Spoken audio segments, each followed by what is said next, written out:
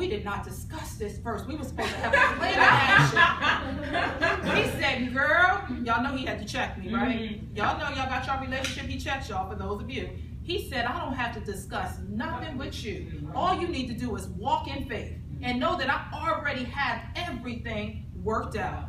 I said, oh, well, okay.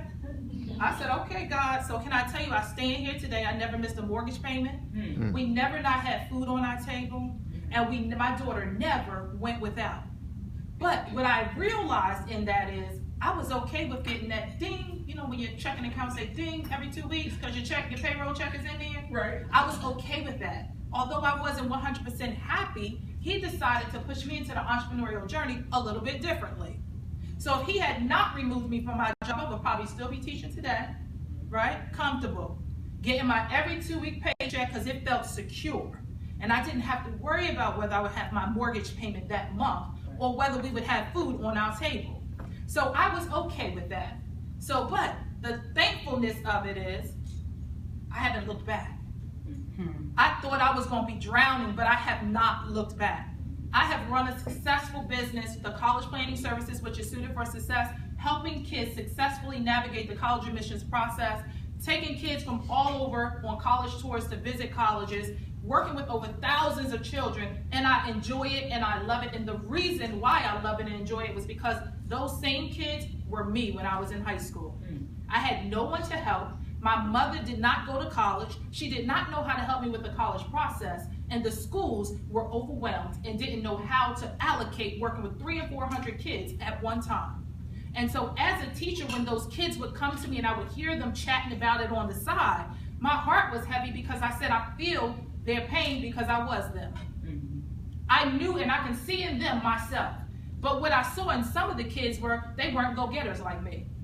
So what would happen to those kids who didn't have that push, that drive, and that tenacity? They would probably be top 8 students but choose a community college.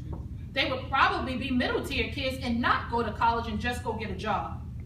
So for me, I felt like it was my obligation to decide how I could assist and help these kids. And just like she said, I taught entrepreneurship. Jasmine was one of my entrepreneurship students. That's why to this day I love and honor what she's doing, because I know truly when she was in my class, I saw something in her that she didn't even know in herself. And I knew she was going to be gifted and talented. I knew she wasn't going to be that type of kid who goes and works for someone else. Because some of us don't have it in us to keep working on building someone else's platform when we know we have our own platform. And so when you're at a job, it is your dream funder. So for me, my job as a teacher, it set me up because when I lost my job, I had enough security to keep going. So let's fast forward a little forward. So I finished being a teacher, I went into the entrepreneurship business, and I have been a full-time entrepreneur in that College Planning Services for over 6 years.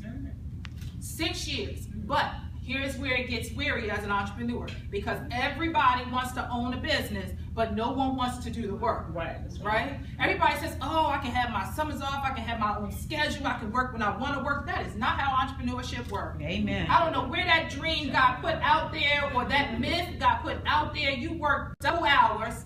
You work overnight shifts.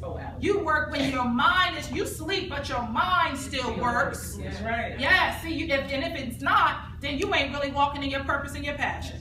Because when you're sleeping, your mind is coming up with the next plan, the next idea, and the next thing that needs to be implemented, or the next thing you need to do. And social media keeps us moving even when we're not moving, right? Every day they change something new. I mean, every day social media changes. And I'm saying, wow, I can't keep up. Can they slow down? I can't keep up. And for some of us, we don't even really want to be on there, but we're forced to be on there, right? Because you're branding, right? So I enjoyed doing that. And so what I realized was 2 years ago, I figured, oh my gosh, I'm doing so well in my business. I'm doing great. I attended a conference in my area. I'm from Maryland. And I went to a conference I went to another conference first, and there was this lady there speaking. And I said, I like her. I like what she's about, and I'm going to just follow her and see what it's all about, right? You got to learn, stop just jumping on people, right? Everybody is not your cheerleader. And everybody you're not supposed to follow to try and see, because then you start worrying about and envying what they're doing, right? When you follow to learn, but not to envy. So I started following this lady, and watching what she was doing. And then I saw her one day. I'm at